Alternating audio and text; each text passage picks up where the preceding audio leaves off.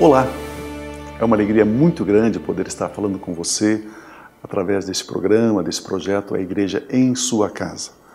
O desejo do nosso coração, o nosso objetivo sempre é levar até você a palavra de Deus, a palavra que edifica, a palavra que fortalece, a palavra que ilumina o seu caminho, a palavra que revela o propósito, o querer do coração de Deus para a minha vida, para a sua vida, para a vida dos filhos de Deus. Muitas pessoas não podem frequentar regularmente uma igreja por uma situação ou outra, e através desse programa semanal você pode então ter esse alimento, ter essa palavra, ser edificado, receber a graça e o favor de Deus na sua vida. Eu quero compartilhar um pensamento com você que se encontra na segunda carta de Paulo aos Coríntios, à igreja de Corinto, e é uma carta rica, profunda. Eu costumo mencionar que cada versículo dessa carta tem uma profundidade impressionante e jamais conseguiremos esgotar todo o sentido, todo o significado dos escritos do apóstolo Paulo. No capítulo de número 5, na segunda carta, no versículo 21, ele diz assim: Cristo não tinha pecado. Jesus Cristo, ele não cometeu pecado. Jesus Cristo, ele viveu uma vida íntegra, ele nasceu, ele foi gerado pelo Espírito Santo de Deus. Sendo assim, ele nasceu em santidade perfeita. Ele é a justiça perfeita, ou seja, o estado perfeito de Deus, Jesus Cristo. E ele viveu sobre a terra. Até que um dia, o texto sagrado diz, mas Deus colocou sobre ele a culpa dos nossos pecados. Ou seja, ele se fez pecado. Jesus não praticou o pecado, ele não cometeu o pecado, mas ele recebeu sobre si o meu pecado, o seu pecado, os nossos pecados. Para quê? Para que, removendo os nossos pecados, eu e você pudéssemos ser considerados justos diante de Deus. O pecado de Adão, esse pecado que eu e você herdamos, nos separou de Deus, nos afastou de Deus. Esse pecado nos lançou na miséria.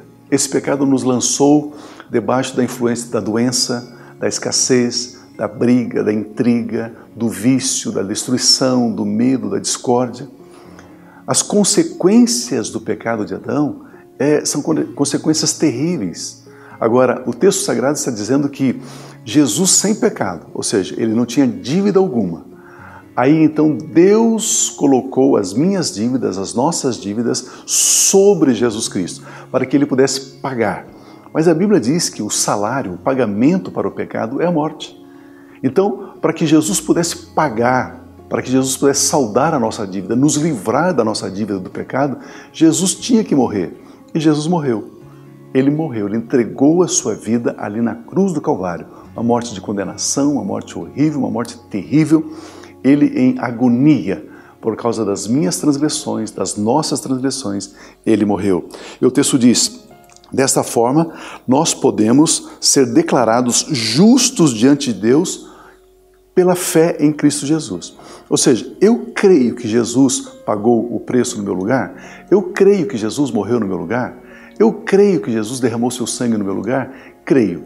Ao receber a obra de Cristo, ao aceitar o pagamento, a Bíblia diz que eu estou justificado, eu sou justiça de Deus, eu sou justo, eu volto a viver o estado perfeito de Adão antes da queda. Esse é o plano da salvação, esse é o plano do resgate da humanidade. E a Bíblia Sagrada diz que diante de Deus não há judeu, não há grego, não há escravo, não há livre, não há homem, não há mulher.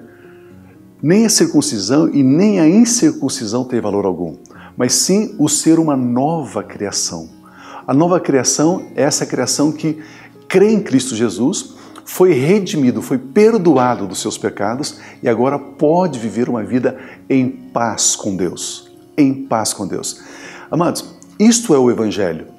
Este é o papel da igreja, levar essa mensagem para as pessoas. As pessoas muitas vezes dizem, não, mas eu sou um bom pai de família, eu não mato, eu não roubo, eu sou um bom trabalhador. Nós não estamos dizendo sobre isso, nós não estamos comentando isso. Estamos falando da herança do pecado de Adão, que Jesus levou na cruz e que nós precisamos receber a quitação, o pagamento, a anulação dessa nossa dívida, desse nosso pecado herdado.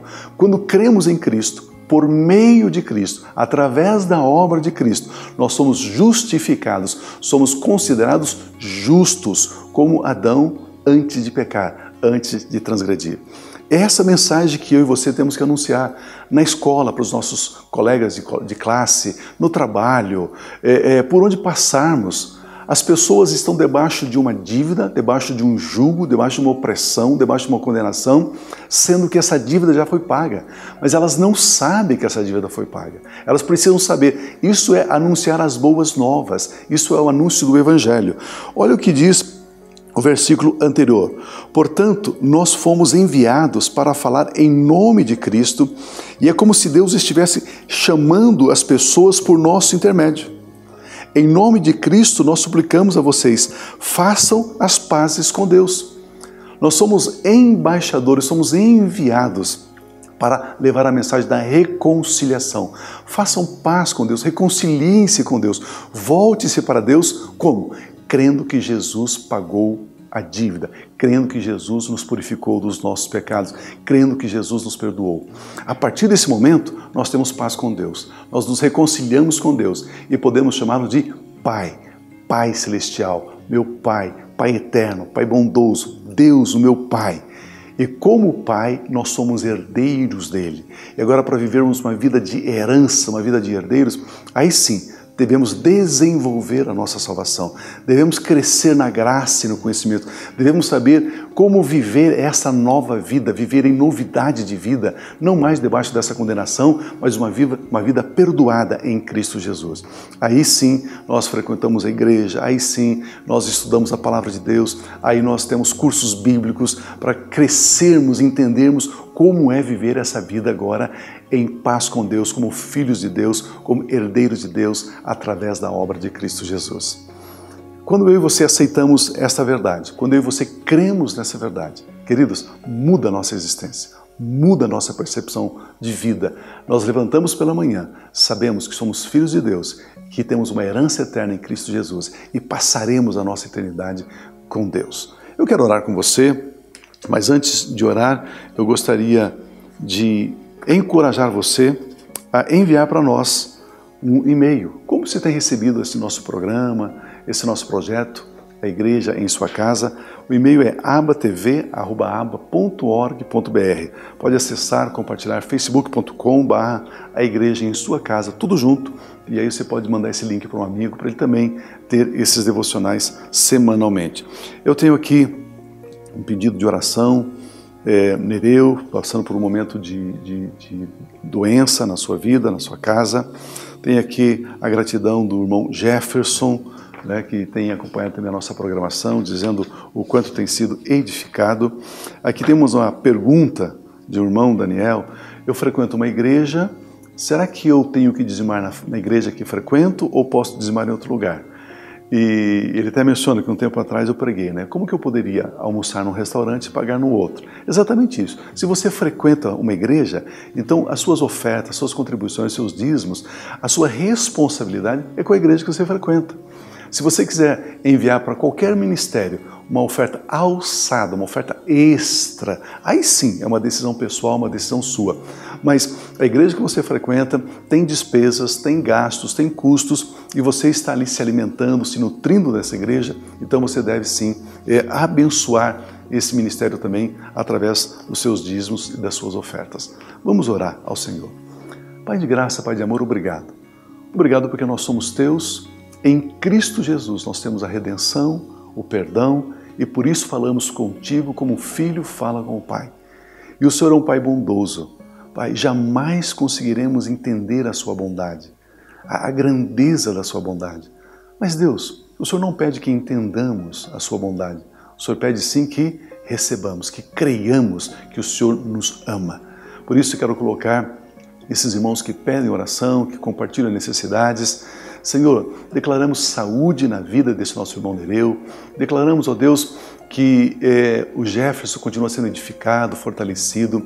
Pedimos, ó Deus, que o Daniel também continue sendo edificado na igreja onde ele congrega. Deus, sustenta os teus filhos, Pai. Aqueles que precisam de um novo trabalho, nós liberamos, Pai, essa palavra de emprego em nome de Jesus. Toda opressão do inferno, nós cancelamos, quebramos, anulamos, desfazemos agora em nome de Jesus. Deus, muito obrigado, porque o teu Santo Espírito, Pai, nos guia em toda a verdade. Com gratidão, em nome de Jesus. Amém. Permitido Deus, voltaremos então na próxima semana com mais uma programação A Igreja em Sua Casa. Permaneça abençoado, permaneça na graça e na paz de Cristo Jesus. Amém.